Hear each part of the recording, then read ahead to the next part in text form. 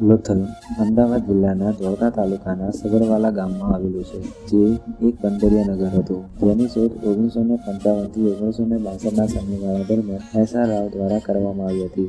તેમણે નોંધ્યું હતું કે આ નગર 2 માઇલના ઘેરામાં બનેલું હતું. નગર 2 ભાગમાં વહેંચાયેલું હતું, એક ઉપલું નગર અને બીજું નીચલું નગર. નીચલું નગર ઉપલા નગર કરતાં મોટું હતું. મોટે ભાગે મકાનો કાચી ઈંટોના બનેલા જોવા મળે છે, પણ અમુક મકાનો પાકી ઈંટોના પણ જોવા મળ્યા હતા. સ્નાનાગારો, ગટરો વગેરેની બનાવટ પણ જોવા મળી હતી. જિલ્લાની પશ્ચિમમાં ઊંચા ટેકરા પર એક ભવન જોવા મળે છે, જેની સરખામણી વહીવટીના અધિકારીઓના રૂપમાં કરવામાં આવી છે, જેમાં સ્નાનાગાર ગટર યોજના પણ જોવા મળી હતી. અહીંના કેટલાક મકાનોમાં વિશાળ ચૂલા મળી આવ્યા છે, જે ચૂલા કાલીબંગરમાંથી પણ મળી આવ્યા હતા, જેનો ઉલ્લેખ અગ્નિવેદીઓ સાથે કરવામાં આવ્યો હતો. તેની પાસેથી જાનવરોના અર્ધ બળેલા હાડકાં પણ મળી આવ્યા છે. આ સિવાય સોનાના આભૂષણો, મણકા પણ મળી આવ્યા છે. આ યજ્ઞવેદીઓ ચોરસ જોવા મળે છે. 7 યજ્ઞવેદીઓની વાત કરીએ તો કાલીબંગરમાંથી જોવા મળી હતી, જે ધાર્મિક માન્યતા તરીકે તેનો ઉપયોગ થતો હતો તે દર્શાવે છે.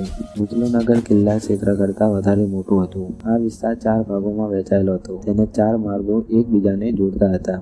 નગરની ઉત્તર પશ્ચિમમાં વ્યાપારિક ઇમારતો જોવા મળી હતી. બજારની વચ્ચે શેરી અને કારીગરોના મકાન આવેલા છે. અહીંથી ફારસની ખાડીની એક મોહર મળી આવી હતી. ઉપરાંત એક ઓળંબો પણ અહીંથી મળી આવ્યો છે. લોથલનું સૌથી મોટું સ્મારક તેનું ડોકયાર્ડ હતું, જેને આપણે વાહન લાગવાનું સ્થળ કહી શકાય કે જેનો વિસ્તાર 214 × 35 મીટરનો હતો. એસ.આર. રાવે તેનો ડોકયાર્ડ તરીકે ઉલ્લેખ કર્યો હતો. આ ડોકયાર્ડની ઉત્તરમાં 12 મીટર પહોળો પ્રવેશદ્વાર હતો, જેનાથી વાહનો ડોકયાર્ડમાં આવતા હતા. આ નગર ભોગાવો નદી દ્વારા ખંભાતની અખાતથી જોડાયેલું હતું. આ ડોકયાર્ડની પાસે એક વેપારી ગોડાઉન પણ હતું. તેમાં આયાત થયેલા માલને સુરક્ષિત રાખવામાં આવતો હતો. દક્ષિણ ભાગમાં એક નળી પણ જોવા મળે છે, જેમાંથી ખરાબ પાણી બહાર કાઢવામાં આવતું હતું. અહીંથી મળેલું ડોકયાર્ડ વિશ્વનું પ્રાચીનતમ ડોકયાર્ડ છે. અહીં મિસ્ર અને મેસોપોટેમિયા વહાણ આવતા હશે તેવું માનવામાં આવે છે. દક્ષિણ અને મોહેંજો-દડોમાં મળતી નગરની બધી જ વિશેષતાઓ અહીં જોવા મળે છે.